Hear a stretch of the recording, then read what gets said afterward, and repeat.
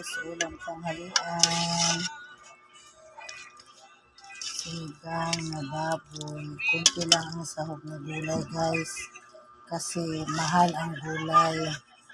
Ayan, ulam namin tanghalian guys. Kapartner ang bulad. Buro. Ayan. Ito ang aming rice. Dahil guys, akala ko kakain na kami. Naglagay na ako. Akala ko kulo pa lang ang sinain ko guys. Makalimutin na talaga. So waiting muna guys. Kasi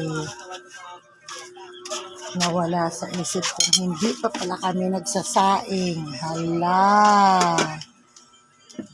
Ito na lang. Nakahiga na yung aking darling na galing bumiyahe, nagugutom na. Hindi pa pala ako nakasaing guys, sorry. Pero pwede naman na kumain guys. Ayan, may bahaw tsaka may ulam naman ng sinigang. Kain tayo guys.